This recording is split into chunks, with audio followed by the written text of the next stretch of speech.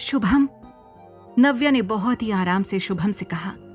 वो समझ सकती थी कि शुभम की ऐसी हालत क्यों हो गई है।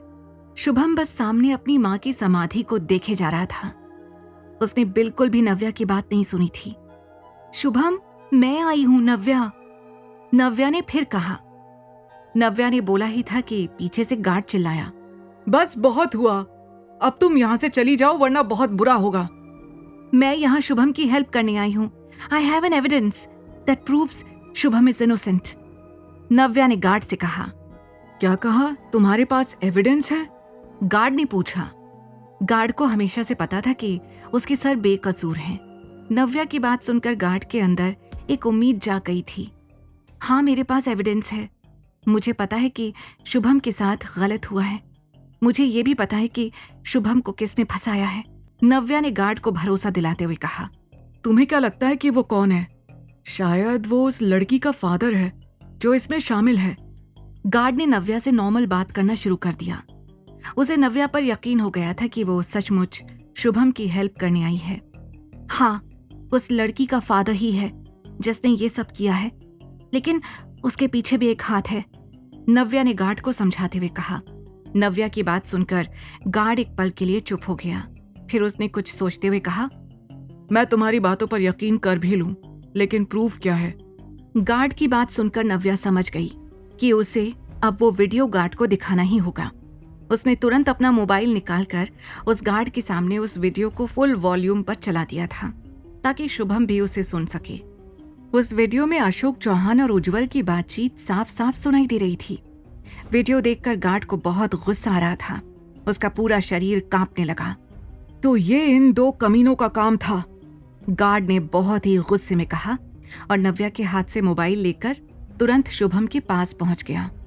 सर, इस वीडियो से आपकी बेगुनाही साबित कर सकते हैं, गार्ड ने कहा और बोलते बोलते रोने लगा।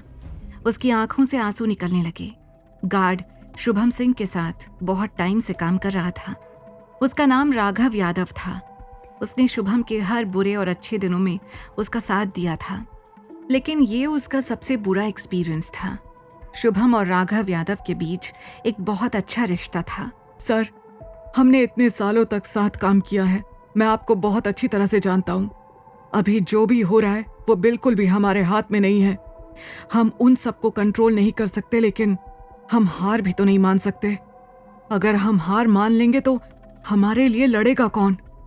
राघव ने शुभम को समझाते हुए कहा, लेकिन शुभम ने राघव की बात का कोई भी जवाब नहीं दिया। वो बस सामने अपनी माँ की समाधि को देख रहा था। नव्या भी उसके पास जाकर धीरे से बैठ गई।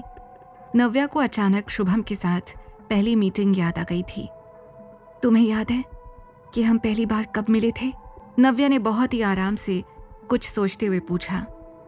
वो जानती थी कि शुभम कोई जवाब नहीं देगा, इसलिए उसने आगे कहा, तुम्हें याद है कैसे तुमने गलती से मेरे कपड़ों पर वाइन गिरा दी थी और मेरे बिना कहे ही तुम एक बच्चे की तरह माफी मांग रहे थे, जैसे तुमसे कोई बहुत बड़ी गलती हो गई हो। नव्या की किसी भी बात का शुभम पर कोई भी असर नहीं हो रहा था। वो अब भी शांत बैठा हुआ था। नव्या ने उसकी तरफ देखे बिना ही आगे कहा, मुझे लगा था कि तुम उस वक्त दिखावा कर रहे हो, लेकिन तुमसे मिलने वाली एनर्जी बहुत ही प्योर थी और मैं समझ गई थी कि तुम सचमुच बहुत अच्छे इंसान हो और बहुत हम्बल भी। नव्या ने अपनी बात बोलकर एक नज़र शुभम की तरफ डाली। मैं समझ सकती हूँ कि तुम्हारे ऊपर क्या बीत रही है। तुम पर वो आरोप लगाए जा रहे हैं जिनके बारे में तुमने कभी सोचा भी नहीं, लेकिन शुभम, मैं मानती हूँ कि जस्टिस लोगों के दिलों में होता है। देखना, जल्द ही सच्चाई सबके सामने होगी, नव्या ने कहा। लेकिन नव्या की बात का अब भी शुभम ने कोई जवाब नहीं दिया।